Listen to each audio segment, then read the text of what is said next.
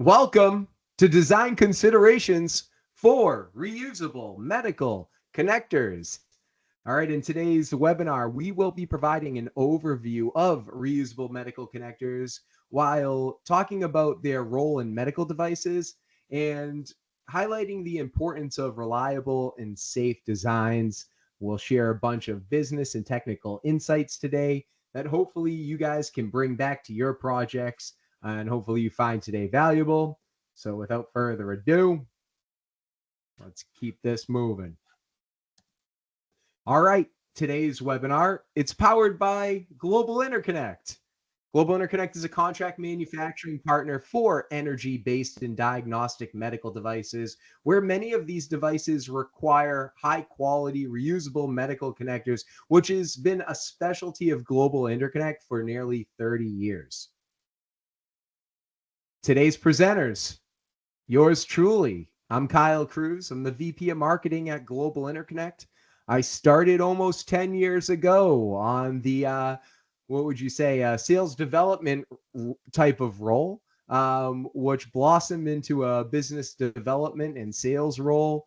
And after, nearly 10 years of helping kind of create that go-to-market strategy within the medical device space, build a team, and kind of engage with all of our medical device customers every day on their medical device designs and really helping guide them through that connector selection process. I've seen a lot in the field, so I'm just super excited to be here today and to share some of these insights with you.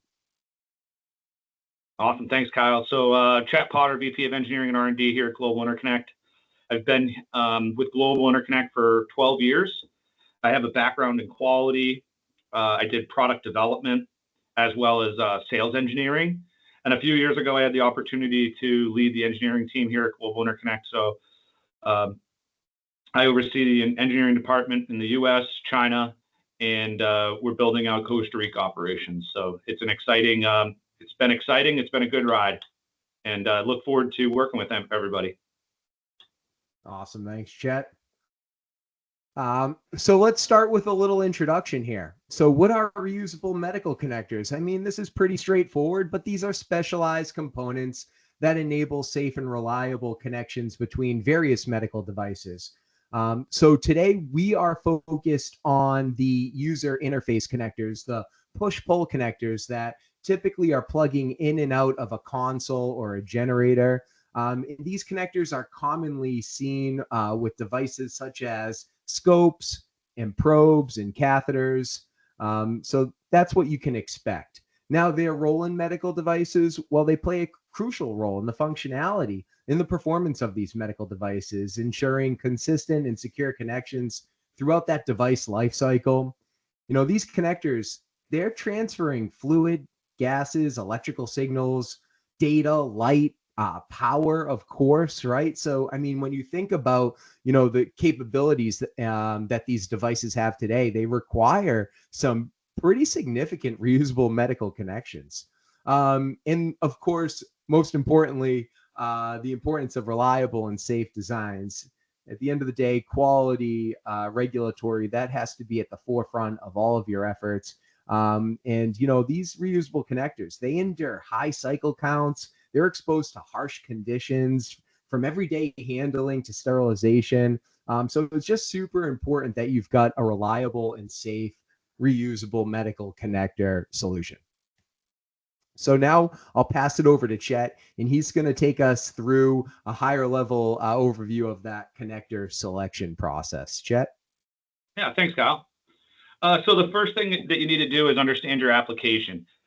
How is this product going to be used in the field? The second is really, the sterilization requirements.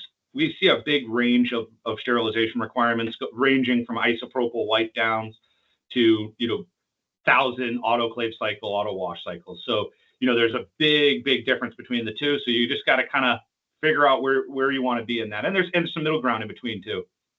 The last piece here is handling and patient risk. So things like, what happens if this thing gets accidentally disconnected? Is that going to be an issue? Do you have issues with ingress protection type issues where you might have a moisture or fluid. And how is it going to be stored? How is it going to be handled? So all these types of things that you need to kind of consider when you're thinking about these types of products.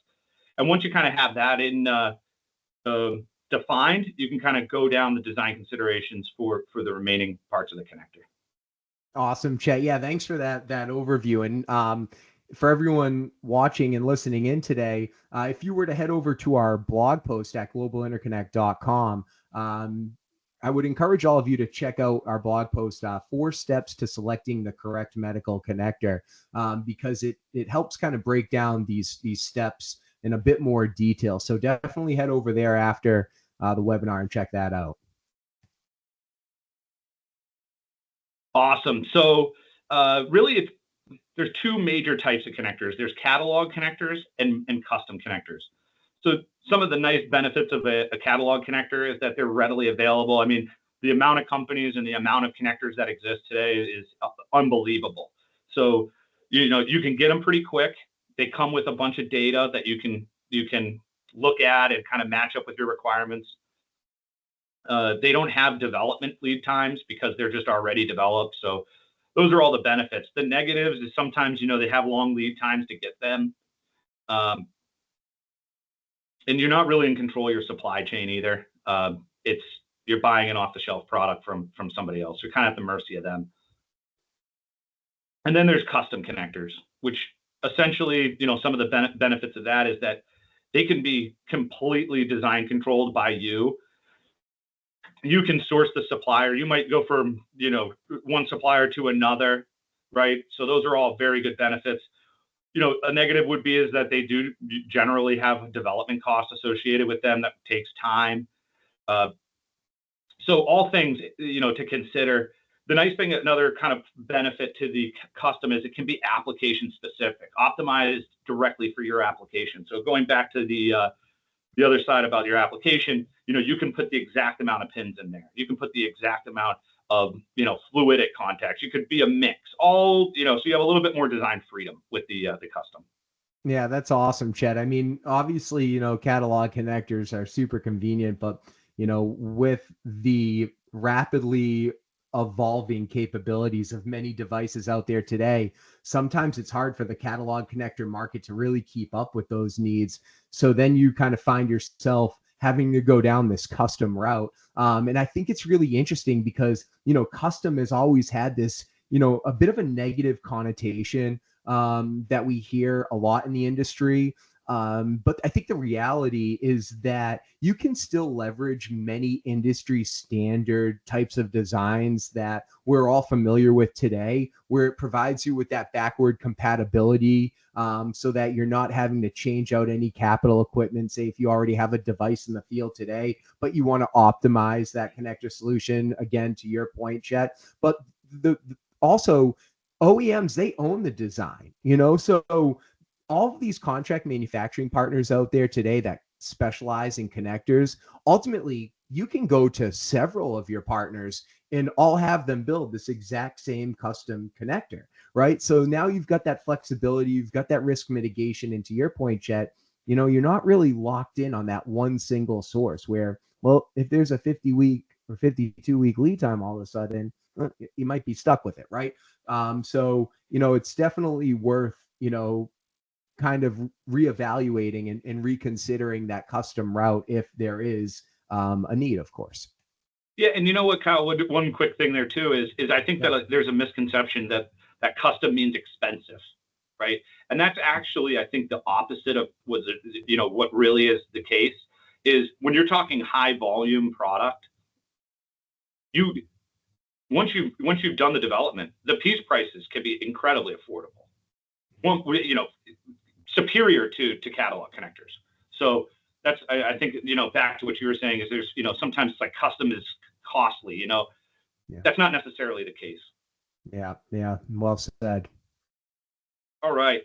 So the connector material considerations, really these connectors are built out of two types of materials, a combination of them, but there's really plastic connectors and metal connectors. So you can see that in that picture down there. This is an example of a metal connector. The metal connectors are very durable, more durable than the plastic, as you could imagine. So if you have an application where you're looking to achieve, thousands of reuse cycles, metal connector would be a great choice. But if you're looking at a reusable requirements of maybe 10, 100, something like that, maybe plastic's okay. But it also does matter the sterilization, right? So if you're going to be doing repeated steam sterilization cycles, plastic is going to end up getting a little brittle. It could break. So, if you're looking for, a lot of reuses and it's going to see a lot of harsh environments, such as an steam autoclave, it makes sense probably go metal. There's a patient safety aspect to this. We have had customers come to us and say, hey, we don't want to use a metal connector because, there's a conductive surface. And if it ever had an issue, could somebody get shocked? Fair. We do electrical testing, and it's very common. It's incredibly unlikely to happen, but it's something to consider and might push you towards a plastic route. And for plastic connectors, really, there's, some common materials that are used. A lot of the market uses PSU or PEI. You can use a lot of different plastics, PESU, PPSU. There's a lot of options out there. And generally, the plastic connectors are, if you're going to have an overmold on it, you're going to use a thermoplastic like a TPV or maybe a TPE. And then if you have a metal connector, you might use like a silicone because, the silicone's a little bit more of a high-end material, gets you that, to that 1,000 autoclave type application. Silicone bonds really well to stainless steel, so you can get great bonds, reduce any issues of, contaminants getting into the cracks and crevices. So all kind of things to consider from a plastics and material selection. Awesome, Chet. Yeah, and it sounds like then, if you're looking at a connector that's seeing maybe 50 to 100 autoclave sterilization cycles, maybe you would leverage more of that TPV or Sanapre material. And then if you were, above that, that's when you really want to focus on the silicone. Does that sound right? Yeah, I mean, I think that's a fair estimate. I mean, it is all based on the application, so it's kind of hard to say, that 100 you can do a clear switch over. But I think from like a guidelines perspective, I think that's an excellent kind of framework. Super. All right, so mating styles. So there's non-locking, which is, if you look at the top picture there with the white strain relief with the laser engraving markings on it, that's an example of a non-locking connector. Essentially, these connectors stay in place just using the friction. So you can. The nice thing is that they're very simple. So you're going to get a great cost with these, and the simplicity also kind of goes into the durability. You don't have a lot of moving pieces, things like that. So you can get great reliability out of these types of non-locking connectors in an autoclave situation, which in that particular product it is an autoclavable product. You have the breakaway style connector. This is probably one of my favorites. You have the little bump there that Kyle's kind of circling. And what that does is that allows you to get kind of an audible click, and you kind of feel the connector plugging in. And so kind of from a user experience perspective, the breakaways are nice. But people like that I'm fully connected. So that's a great benefit of it.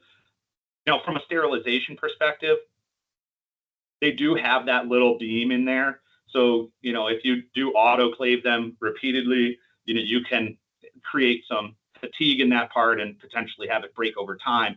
So non-locking is a little bit more durable because it's just thicker plastic and nothing's being bent and cycled over time. But it's a great connector option. And then you have locking. So if you look at the bottom picture there, that's an example of a metal locking connector. How these will work, we'll talk a little bit more on a couple other slides, but there's a inner latch sleeve and an outer shell. And essentially, if you pull on the cable will stay in, it will not disconnect. But if you grab that kind of silver gray, kind of chrome plated, part, you pull it, it would disconnect. So, if accidental disconnections are a big problem, you might want to go down a locking route. And locking connectors come in both plastic and metal. You can see the example kind of in the middle of the screen below the breaking and unlocking. That's an example of a plastic locking connector. So they come in both flavors. And then really there's a proprietary or custom. There's a lot of locking mating features out there. I mean, from as simple as a thumb screw on a D sub to quarter turns or semi-permanent type of connector systems where you even pulling it on the shell won't disconnect it. It's something even more permanent. So these are kind of what we see as the most applicable in the industry today, these types of kind of push-pull locking mechanisms. But there are quarter turns and other things. So we just wanted to highlight really what we see most of today, but also touch on what else is out there. Yeah, that's awesome, Chet. And I think this is actually really cool. I want to just touch on this for a second because, this is an example of a custom connector. And when you first look at this, you're like, well, this doesn't look custom. What do you mean? Well, because these are, again, an industry standard design that's, available to anyone and everyone to leverage, where the OEM was already leveraging, this type of design. However, they were concerned with the IP aspect, that ingress protection aspect, to help protect from water ingress, moisture ingress. So what we did was we developed that receptacle mate for both of these connectors ultimately. But on this receptacle side, what we have in there is we actually designed in an O-ring. Because the application with this assembly, the OEM was concerned about this connection being on an operating table and being exposed to saline and other human bodily fluids. So they really wanted to make sure that absolutely no water could at all get inside the connector, so that no one was shocked or electrocuted during the procedure. So, that just I wanted to kind of touch on. That combination of industry standard with customization here on this type of, mating interface. Yep. Yeah. Excellent. All right. So contacts. This is one would argue this is probably the most important part because this is what, is really doing the work. So the machine contacts are likely the most popular. They're great for a couple reasons. You can scale them up, you can scale them down. So if you have a high power application requiring a lot of current, you can just make the pins bigger, get a good cross-sectional area out of there.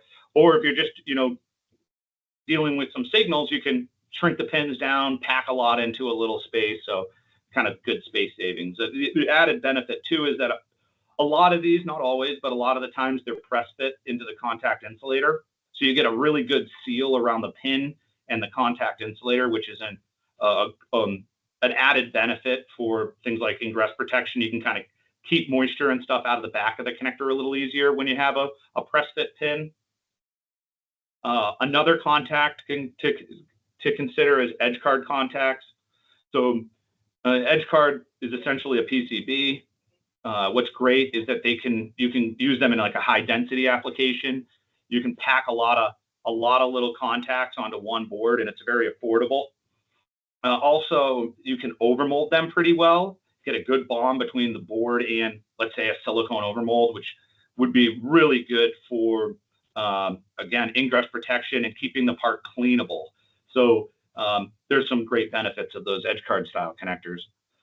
As Kyle was talking a little bit earlier, pneumatic contacts, we see a lot of these too. Sometimes you have to transport gases and in like a plasma ablation type of a situation, or maybe you are putting saline or there's a suction line. There's a lot of different applications that require a lot of fluids transfer. So they could have valves in them. So you can put a lot of different things through those types of contacts. And then kind of similar to the mating features, there's a lot of custom kind of things out there. Things like thermocouple contacts. If you have a thermocouple pair in your application and you need to have the same material inside the connector pins, that's an option.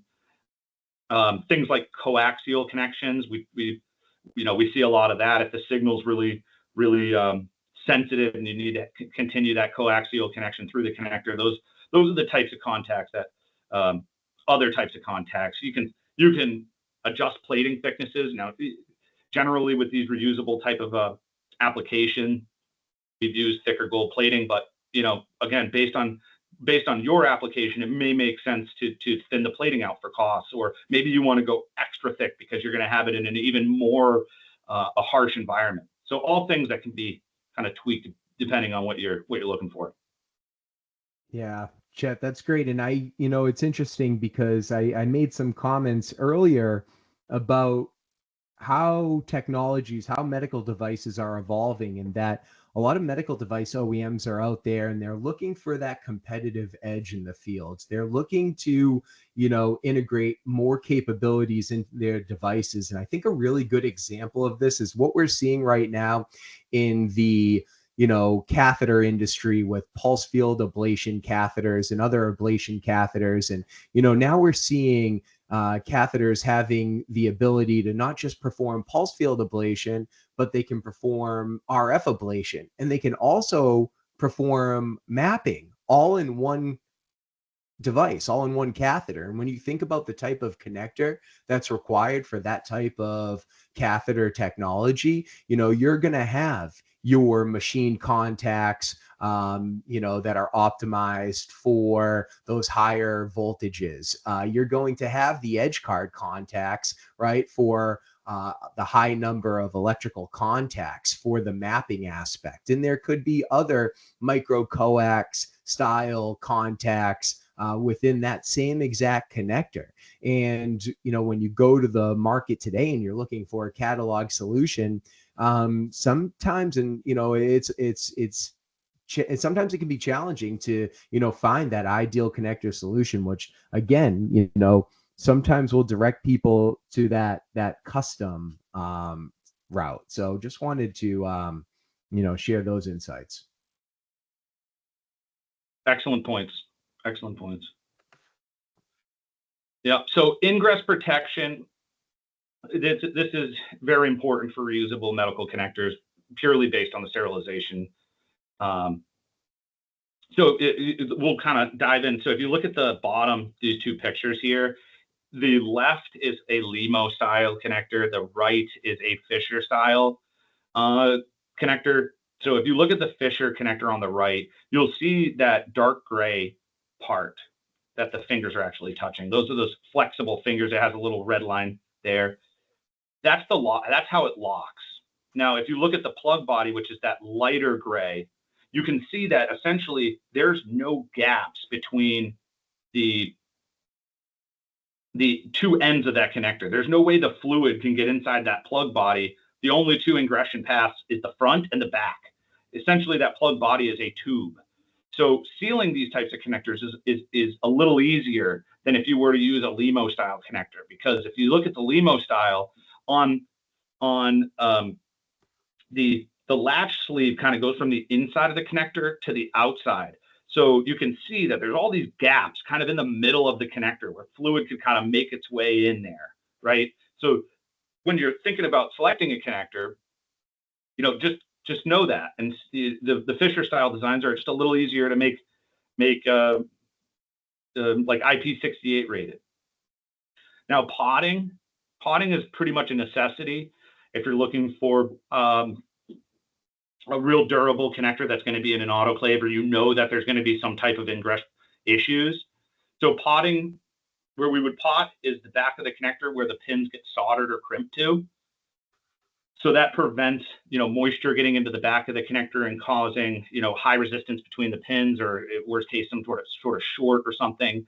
It really keeps all that moisture out of the back of the pins, which can be a key area for failures. Overmolding is nice. It does provide a level of IP protection, but really you're going to put epoxy in the back. You're going to pot the pins no matter what, if you're using an overmold or not. The overmold is kind of that, again, like I said, kind of another added layer of protection, but really it's kind of up to the application. Do you want to have a flexible strain relief attached to the connector or not? So that's really kind of up to you. And just kind of to wrap this up, really, if you're looking to create an IP68 rated connector for the Fisher, all you need to really do, Fisher design, I would say, is add an O-ring or a seal to the front of the connector. And then you could either overmold it, pot it, combination of thereof on the back end to keep the fluid from coming in that way. And that's basically a sealed connector system. With the LEMO, and this is a P series type of LEMO, they do have an IP68 rated style connector. They're just a little bit more complicated. They essentially add a tube underneath everything. So they ended up kind of making the entire connector system a bit bigger. But we see a lot of these types of connectors where they're used in an autoclavable situation. And to achieve good reliability, potting it will do likely help. But also, if you want to keep all the moisture out of there, you have to essentially take the back nut and put a cap over the entire connector, preventing the ingress of fluid underneath that latch sleeve. So just some kind of details about how to prevent ingress protection. Yeah, that's awesome, Chet. And I kind of wanted to touch on something now that I'm seeing overmolding here. And I want to reflect real quick back to this mating style image, because here's a good example of the overmolding on this non-locking reusable medical connector here. And oftentimes, a double-ended cable assembly with a reusable cable assembly with connectors, that's actually deemed a finished medical device. So just another thing that OEMs can consider and thinking about is kind of that over mold design and style here, because, you know, at the end of the day, because it's a finished medical device, it will require its own lock codes and specialty markings for traceability and for quality regulatory purposes. So, you know, this actually provides some really nice real estate for some good laser engraving, laser etching to go ahead and make those markings. So, you know, something that I just wanted to point out too with that overmolding design opportunity. Great points. All right, the last thing here is the regulatory and quality. So off-the-shelf connectors come with a slew of test data. Most of that test data is from test standards, kind of similar to the IEC 60601 for medical devices. And they're broken out into a bunch, current, carrying, voltage ratings. They all have a test, a rating, and then a standard that they were tested to. So if you're going to go the custom route, you can either create custom test plans, or you could use those same standards to perform those tests, either at a third-party lab or yourself. Another important thing to consider is the ISO 13485. So, if you're going a catalog route, some of the catalog companies are 13485, some are not, they're 9001. Or if you're going to use a custom route, it's important to have those components, that connector coming from a 13485 organization. So you have that quality management system, and you can have all the traceability you need for your medical device. Nice, Chet. And another thing that I wanted to add to this discussion is the fact that ultimately medical device OEMs, they're not just changing out their connector or just the only design aspect to their device is a connector, right? It's usually a number of initiatives that are taking place, a number of changes or what have you. And I mean, at the end of the day, if you have a solid, prototyping, development, project planning strategy that can roll into that validation, verification stages, you're going to be able to test out and prove out the reliability, the functionality of that custom connector anyways through that process. You're probably going to have to do it anyways, even with your catalog connector solution at the end of the day. So, again, depending on the partner and who you're working with, sometimes they can help support the OEM in those validation verification efforts with a custom connector. So sometimes it's not as investment heavy, time consuming, and daunting, from a validation verification standpoint, as you would think. So just wanted to add that in as well as for people thinking about that custom route. Excellent. All right. So to finish up here, we want to end with some key takeaways, right? So what is it that we're hoping that you all can walk away from today's discussion with? And I think number one is that proper planning prevents poor connector selection. So do your homework, spend that time up front, right? Those 4 steps, that little process that we mentioned, really look to understand your product, your technology, how it's going to be used in the market. What is the application? What are its capabilities? Really understand all of that. And then you can decide, well, are we going to do the catalog connector or the custom connector, right? Which route are we going? Do your due diligence there. Really try to identify and select, 2, 3 catalog options, and then maybe engage a company that specializes in these custom solutions where you can really kind of understand exactly what the pros and cons are, what the opportunity at hand is. So again, then do catalog versus custom. And lastly, this is pretty obvious, but materials, mating, and components, right? You want to focus on those key areas because at the end of the day, that reusable application, it's going to rely on, exactly that, the materials, the mating, and the components, right, of that connector. So, hopefully these are all insights, again, that you can leave today's webinar with. You can start to apply in the work that you're doing, whether it's a development project, whether it's a scaling or cost down project, whether it's a trying to solve a quality challenge or issue, whatever that might be. Hopefully these are some good, valuable takeaways that you can start using right now. At this time, we're going to go ahead and open the webinar for some questions. So it looks like we had a couple come in as we were chatting. So sorry for not getting around to those sooner.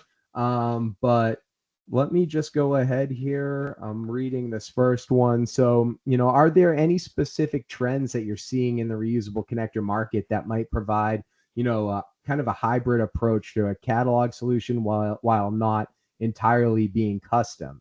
Okay, so it sounds like, are there catalog options that can be customized, with readily available data and information? And I think to answer that question, the first kind of connector solution that comes to mind is that new Limo Riddell MP series connector. So they just came out with this kind of new modular type of catalog connector where you can kind of pick and place the type of contacts that you need to leverage in your connector. So you can integrate high voltage, you can integrate edge card style, you can, do all these different options from a modular standpoint. So yes, there is an option out there. It's very new. I know that we're still trying to better understand, the possibilities with this connector. Now, at the end of the day, you're still, you're stuck to that one source. So you don't really have that flexibility once you go all in on a modular series like that. But at the end of the day, if it's going to serve the purpose and get you what you need right now, that definitely could be something to look at. So hopefully that answers your question. And if you want, send us a little message, and we can even direct you to where you can learn more about that connector. Okay, the next one. This one looks like it would probably be better for Chet. So, could you provide direction on when to pot and or overmold your connector? Are you doing both, or is it just one or the other? So potting, there's really, I think, 2 main reasons why you would pot. One is for moisture ingression, which we talked a little bit about. And the other, which we haven't talked about yet, is high voltage connectors. We do see some applications where you might need to pot the back of the connector for high voltage. Generally, high voltage connectors will actually have a physical barrier built into the connectors to prevent the shorts on the high voltage. But epoxy can be kind of an added material to kind of make sure things stay where they are. It also does provide additional barrier, so that's also good. So and then the other one we were talking about was the fluid, moisture ingression, and if you're going to be putting these things into an autoclave, you got to be potting these connectors. There's no doubt about it. You might get away with a few cycles if it's not potted, but long term the moisture will get back there and will cause a failure. Now for overmolding, the overmold is not really a necessity. It's not going to make the connector survive an autoclave just by overmolding it. You're always going to have epoxy potted in the back of the connector if you're going to try to prevent the fluid ingression. The overmold is really for the flexible strain relief. It does add a layer of protection there, but it's really more for flexibility, cable, connector reliability. Yeah, awesome, Chet. All right, so hopefully that helped answer your question. And now it looks like there's one more here. What other catalog connector companies are typically leveraged or that we should know about? Okay, so we mentioned Limo, Riddell. We mentioned Fisher and Smith's interconnects. Those are really popular kind of industry leading catalog connector brands. There's also TE Connectivity. They do a ton of webinars just like this. They have several off-the-shelf connector solutions for a lot of these scopes, probe, catheter technologies. There's also Alden Amphenol and their connectors, as well as Molex. And Chet, I don't know if there's any others that we should add to the list. I mean, ODU is a huge player. Mm-hmm. You also see companies like On and On. They have their own connectors. Really neat magnetic connector line. Yeah, that's a good point. Awesome. All right, great. Well, everyone, can't thank you enough for joining us today. If you have any questions at all, and you want to reach out, you can send myself an email, kcruz@globalinterconnect.com. You can also reach out to Chet. His email is listed below. Also, we'd love to even hear from you. What else would you want to learn about these, reusable medical connectors or the medical device market in general from a contract manufacturing and design standpoint involving, energy-based diagnostic devices, again, in the form of a scope, probe, catheter? What else do you really want to learn and understand? Please let us know so we can help share these insights with you. And of course, we'd like everyone to subscribe to Global Interconnects. You can head right over to Global Interconnects blog to subscribe for more content just like this today. So thank you again for everyone who joined us, and we look forward to seeing you soon. Take care. Take care, guys.